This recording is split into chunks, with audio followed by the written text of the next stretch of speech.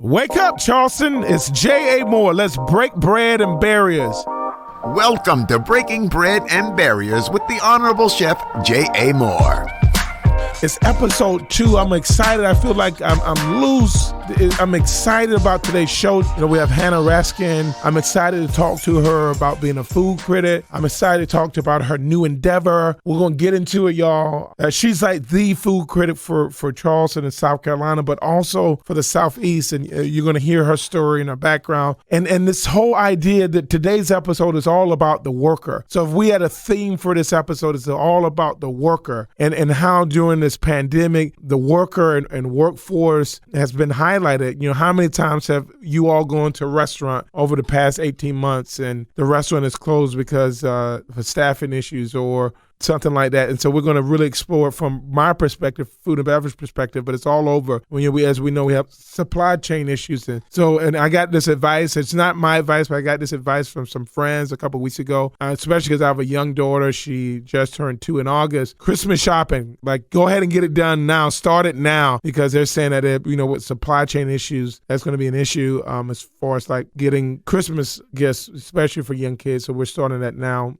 in my household. But this episode, y'all, I'm excited. It's episode 2. This one is going to be really heavy on talking with our guests. But I would love to hear from you all. We'll get a 1-800 number or 843 number soon for you all to chop it up with me, and website and email and Twitter and Instagram. We're putting it all together for this show, y'all. But we're going to grow together, and so I'm excited about that. Let's break bread and berries. I'll be right back, y'all. We're going to chop it up with Hannah Raskin.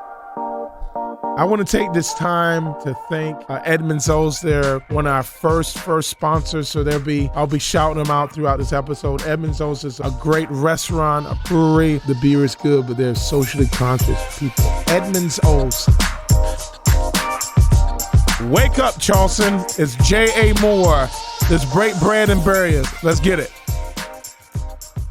So today, y'all, we're in fall here in Charleston, South Carolina. I'm so excited about fall. I'm really, really excited about our guest for today. She's incredible. She's a food critic. She's a writer. She is just an agitator in a good way. As y'all know, I've been in the hospitality industry for about 18 years. We talked about this a little bit on the first show. And I have the pleasure and honor today to speak to, really the food critic in the Charleston area, and I would argue in South Carolina, Hannah Raskin. We're going to be talking to her later on in the show. Y'all, I'm excited about that. And I'm so, and what we're going to focus on this episode is talk about the power of the worker. One of the great things that has come out of this pandemic, to be honest with you, is this opportunity for the worker, in all aspects of all industry. They have so much power that they can leverage right now. And I want to talk about that. I want to explore that with y'all today, because I think maybe workers aren't organized. And when I say the power of workers, I don't want it to come across, especially for business owners, because I'm a small business owner. There's an opportunity for us to work together with workers and collaborate and do it in a very powerful way where we can change the dynamic of the worker, not just here in South Carolina, but across this country in all disciplines. I obviously focus on the hospitality and restaurant industry because I've been in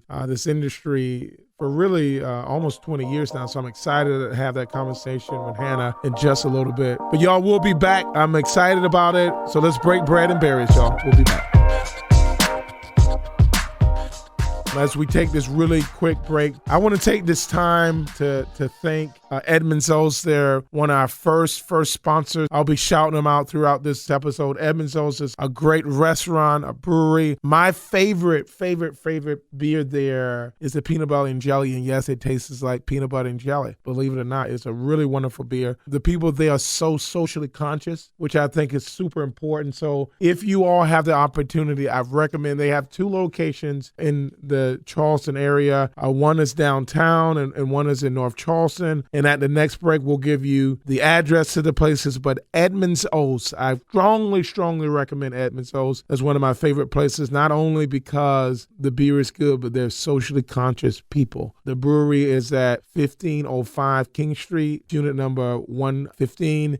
And also they have like just their restaurant, and their restaurant is phenomenal. Scott is just a great guy. I've known him for a number of years now. He's just a phenomenal guy. And the restaurant is at 1081 Morrison Drive, downtown Charleston. So, y'all, we are back. It's time to chop it up. And as I mentioned before, we have Hannah Raskin. I hope I'm saying her name correctly. Trust me, she is an incredible woman. If I'm not, she's going to correct me, so I'm not worried about that. But she is the food critic, not just for Charleston, but South Carolina. And what I also like about her, she's real and honest and gives it to you straight. And I would also say she has a social fabric to her that comes across in her writing and in the work that she does in the community. So without further ado, Hannah, how are you? I am well. Thank you much for all those kind words. I appreciate it. So tell the people that don't know you that I've had the pleasure of knowing you for some years now, and it's just, so give the people just a quick rundown of who you are and where you're from and your contribution to the industry and community in general. Sure. So I grew up not around here. I grew up in Michigan, but have lived in the South pretty much since graduating from college. I also went to school up north at Oberlin in Ohio. And then moved around a little bit. I was 10 years in Asheville, a couple years in Mississippi, but moved to Charleston about 8 years ago, almost 9 years now, to take the job as food editor of the Post and Courier. And as everyone knows, Charleston is a wonderful, wonderful place to eat, but it's also a terrific place to write about food because people are so interested in it that I think what you were starting to say, so it's in the introduction, people want to read about food. They want to read about restaurants. And so it gives you an opportunity and a platform to cover some of those social issues that folks might not be willing to confront elsewhere. They will read about it as long as it's framed with food. And that's so true. And for me, that's almost like the baseline for the show, Breaking Bread and Barriers, that how through food and beverage, it's the way that we can connect and we can, sometimes it is so difficult to talk about some of these social and community issues, but through food and beverage, I think it makes it, with no pun intended, more palatable. And I think, yes. Yeah. So I was going to say that those aren't always easy conversations. I mean, just because we're talking about, what's growing on a farm or what's on your plate doesn't mean that these aren't sometimes contentious conversations. But right. I know you know how important it is to have them. That's right. So can you tell me, as we all know and as we all are still trying to navigate through 2020 and 2021, a new normal, it's been the phrase that I hear so much. Can you tell me from your perspective, from your vantage point, from your profession, tell me how it's been for you. Can you talk a little bit about that? Yeah, well, I think going back to the start, I mean, as you know, the food and beverage industry was rocked like no other. I mean, for the whole idea that restaurants were shut down way back at the beginning, and in some places stayed that way for quite a while, it completely changed people's relationships with restaurants. And when I say people, I mean everybody involved, the workers, of course, many of whom had to, deal with being out of jobs for a while, or maybe had the opportunity to be out of a job and find another, something else they want to do with their lives. It changed the relationship between customers and restaurants. So everything is kind of up in the air. And as we know, it sort of remains that way because we are not out of this pandemic and we're continuing to operate within it. Yeah. So talk to me a little bit about that. You mentioned, and I'm glad it was a good pivot. You mentioned workers right now, workers in our industry. I as you know, I'm a chef and I have a catering company, and I have a lot of friends of mine who are small business owners and operators, and I have friends of mine that are workers in restaurants, chefs and servers and bartenders and line cooks and dishwashers, and like the whole the dynamics have kind of changed, in our industry. And as you know, we had been facing, even before the pandemic, a shift in the industry as far as labor. Can you talk a little bit about it's a dramatic shift now in labor and restaurants having to close because they're understaffed for a few days a week and restaurant workers having an opportunity to their value being more valuable as far as hourly rate. Can you kind of talk a little bit about some of the experiences and conversations that you've had around this area? Yeah, absolutely. So as we say, the staffing, it's always described as a crisis, and rightly so. I mean, there are so many fewer people working in restaurants right now that, as you say, people are closing Monday, Tuesday, Wednesday. They're closing lunch. They're shortening hours. I think you and I have talked about if someone were to open on Monday night exclusively, they could probably make as much as everyone else does the other days of the week. Right. You cannot find a place to eat on Monday night right now because the employees aren't there. And we don't know yet why the employees aren't there. I mean, I think there are a lot of theories and a lot, and some are probably rising to the top. First of all, as you mentioned, people want to feel valued and they want to be paid the wage they deserve. And so what people were making in this industry was not enough. It was not enough to support the worker. It was not enough to support the worker's family. So wages absolutely have to come up. But what we learned, too, from the pandemic is it's not wages alone. I mean, we know of plenty of employees who had less than savory bosses who, during the pandemic, did not keep them safe. We lost lots of people to this pandemic. I don't mean lost like they're not coming to work. I mean they died. I mean, this is really serious. So it is about money, but it's about more than money. It's about valuing the humanity of these workers. Yeah, I know, and it's something that is interesting to me because I've had these conversations with so many people in our industry, and it's a huge issue, and I've had these conversations with patrons, all over really the country. I was in New York last weekend, and it was amazing to me that maybe it was just the restaurants we went to, and in Atlanta, quite frankly. They didn't have those same staffing issues as we seem to be having in Charleston, even though I know that it's a problem all over the country. And so I don't know if it's just a natural shift that we're dealing with differently in South Carolina that's not happening. And maybe it was just those random restaurants and bars that I was visiting when I was out of town. But I don't know, I don't know if this, is it, you think it's regional? Do you think, Well, I think what we know, the numbers seem to suggest it is a national problem. People are dealing with this all over. And I was just the other day attended a event in Charlotte. They had a conference for fast casual executives. So got to hear about all sorts of folks who are trying to sell, pizza and pasta and sandwiches, and all around the country they're facing this problem. And there was a lot of talk at that conference, which is really interesting, about, robotics and locker systems and anything to cut back on the number of people they have to hire.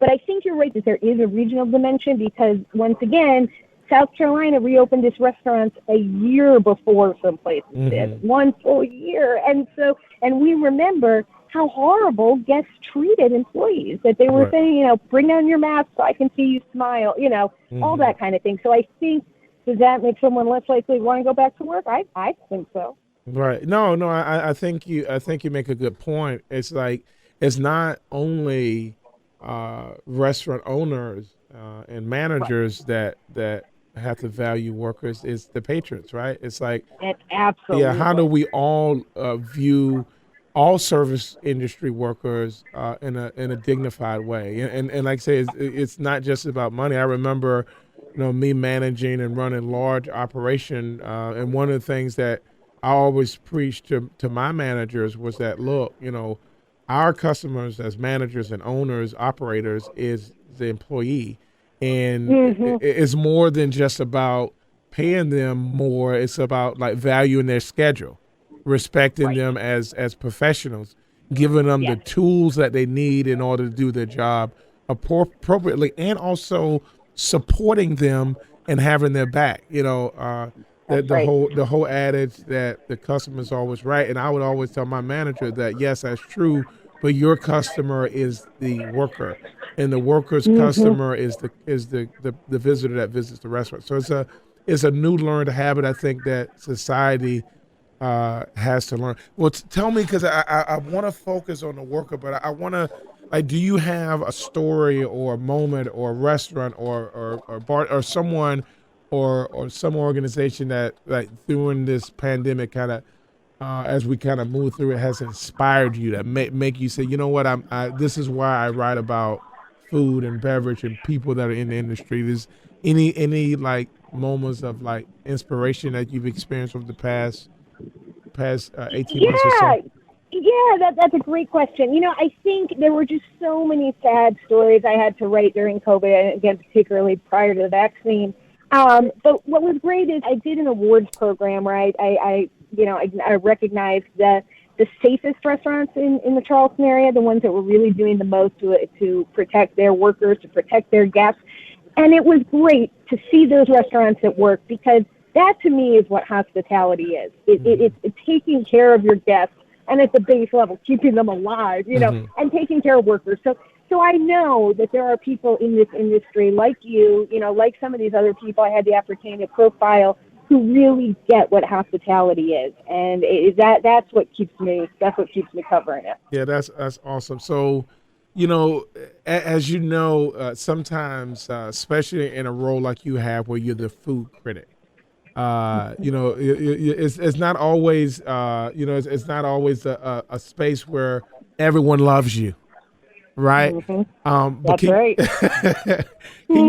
can you talk about like some of the misperceptions of like as a food critic in general, and then maybe you as an individual, just kind of like just a get to know you better perspective. Yeah, absolutely. That's a great question. Thank you for asking. So I think two major misconceptions about restaurant critics and how they do their work.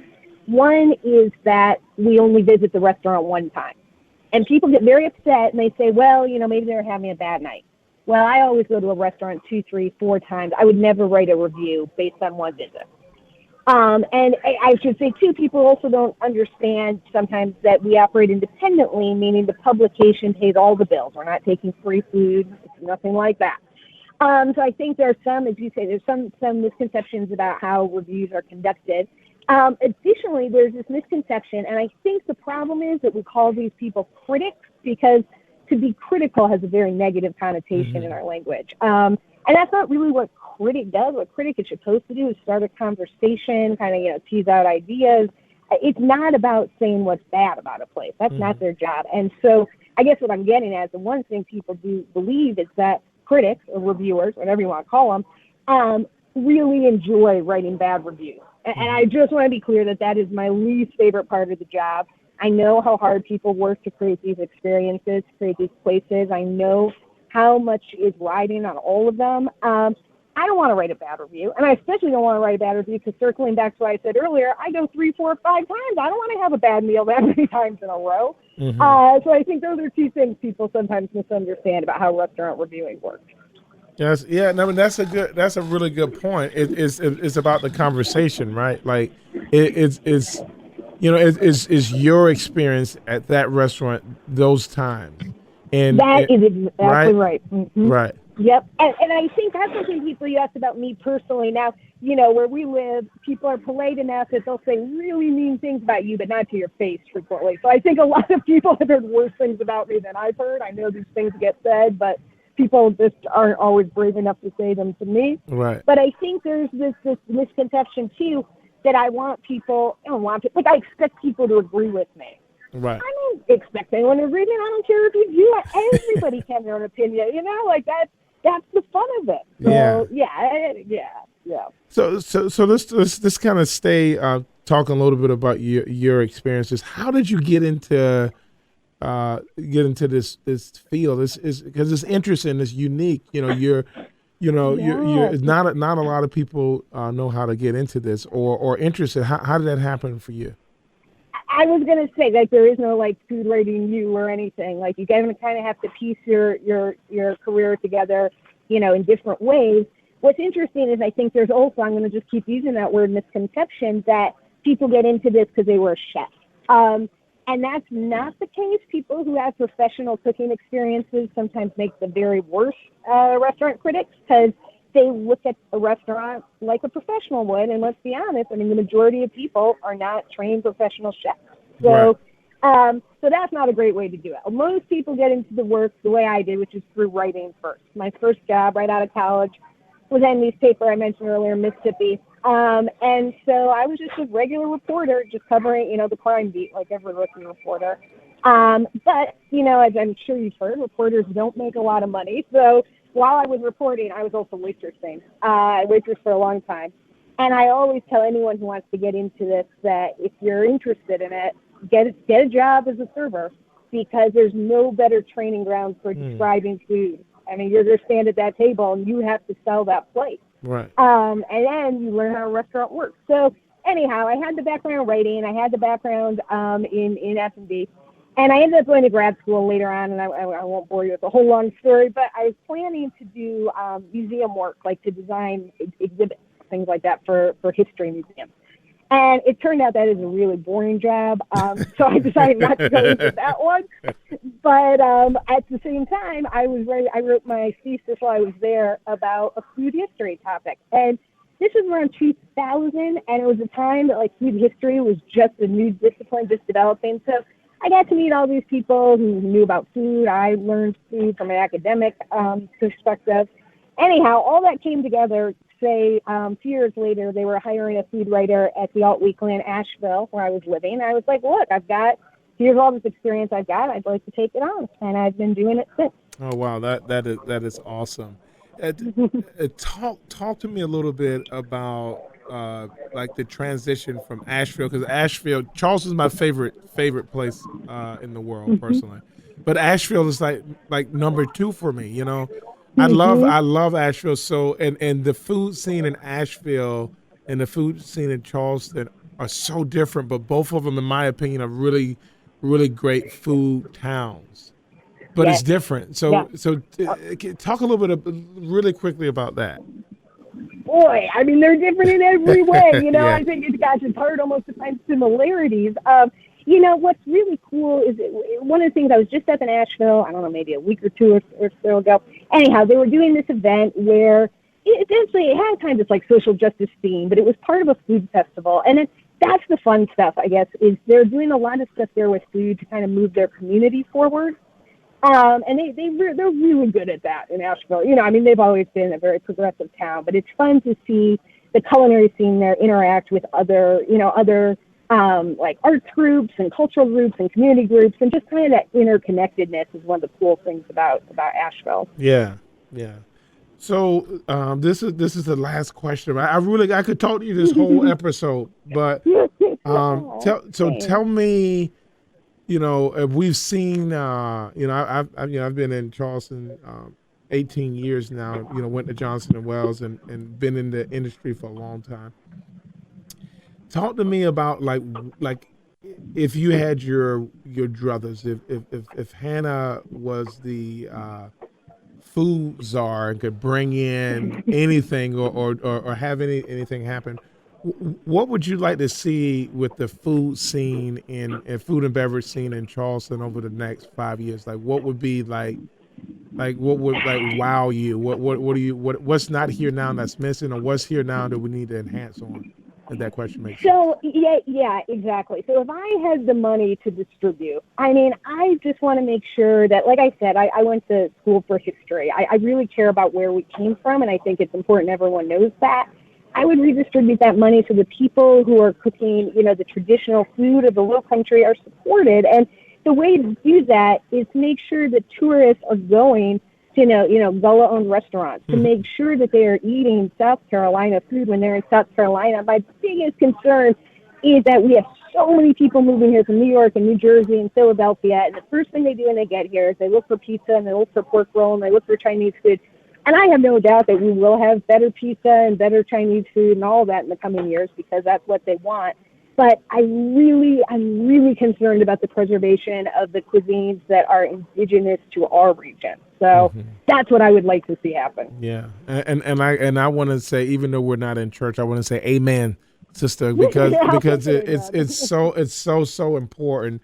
I'll just say this is one of my first mentors in Charleston. Actually, 2 of them that I think about often, and both of them restaurants aren't open anymore. Is Alouette Jones, who her slow soul food. Yes. She just inspired me as a young chef, and then also Charlotte Jenkins with Gullah Cuisine. So those 2 giants, queens Yes. of the culinary world should be more celebrated. So I'm so Absolutely. I'm so glad that you mentioned that, so I could take this moment to celebrate and give both those incredible women their flowers right now, and encourage investors out there, if they can hear me, to Yes. invest in these two women, Yes. and other Gullah cuisine specialists. Yeah, and the younger women coming up. I Right. mean, we've got some young Black women I know have their some food trucks around and things like that, but they're not downtown like the Right. way that out in Miss Alouette Jones was, and so tourists aren't running into them. Right. So I really hope we can support this next generation of chefs and cooks. No, I definitely agree with that, and so I'm encouraging all of the listeners out there to please, ma'am and sir, support Gullah cuisine restaurants, and also please get to know the writings of Hannah Raskin, who is just incredible. And what I respect about her work is that she's not timid on challenging the status quo as far as industry and in the food and beverage industry. So thank you for your work. Thank you for spending time with us this Saturday morning. And thank you very much. Thanks for chopping it up with me. Oh my goodness, it's been a pleasure. And I should say it's clear that I am a food writer and not a business owner, because I failed to mention I am no longer at the Post and Courier. I am writing for I have a Substack now. Oh, that's awesome. And so right now it's free. So I would love for folks to get online and read me there. It's the food section.substack.com. Okay, give it to us one more time. Give it to us. Yep. Yeah, so I'm at thefoodsection.substack.com. And if you Google me, if you Google my name, it's really not too hard to find. Hannah, spell your name out so they can have it. Thank you. Yes. So it's Hannah, Hanna, Raskin, Raskin. And then give us one more time the website, just so we can have it. I want to make sure people. Yes, and like I said, just get on there. It's free for a little while longer because it's new. I'm covering food and beverage across the entire South. So, I mean, that's why I was up in Asheville. But we'll continue to cover Charleston. Just wrote a story about a bar out on James Island. So it's still having good local coverage, and it's all at thefoodsection.substack.com. One more time. Thefoodsection.substack.com. Yeah, we got it. Thank you so very much. I'm telling y'all, she's an incredible writer. Definitely a value to the community, and as you can see, a more regional publication has scooped her up, and we're so excited for that, and looking forward to supporting your continued growth. Thank you so much for your time. Thank you so much. Okay, safe travels. We'll be back, y'all. And we're back. I just want to thank y'all so much for listening in. We getting the ring rust off, getting familiar with you all, and please listen in and provide any feedback you have. We'll be online very soon. And I want to thank again my sponsor, Edmonds O's. They're at 1081 Morrison Drive. The food there is phenomenal. The beer there is phenomenal. The atmosphere there is phenomenal. I highly recommend it, not just because they're sponsors, but these individuals, these operators. Scott is just incredible. The team is just wonderful, and they've been friends and people that I've worked with and enjoyed their food for a long time. Susie, she's the GM there. Please go say hello to her. But the atmosphere is fantastic. The food is amazing. So please go by there and say hello. And they're really honestly doing the public engagement work, the community building work. They're committed to community. It was one of the reasons why I wanted them as sponsors as we move forward. This has been a great show. I want to thank again my guest, Hannah Raskin. Please check out her new platform. Gentry will be making that announcement later on about Hannah's phenomenal new endeavor. I'm so proud of the work that she's been doing. Check out her new platform. Y'all, this has been great. Show 2 is in the can. I'm excited, y'all. We're going to get to know each other. Let's continue to break bread and barriers here in Charleston and surrounding areas. We'll talk to y'all next week.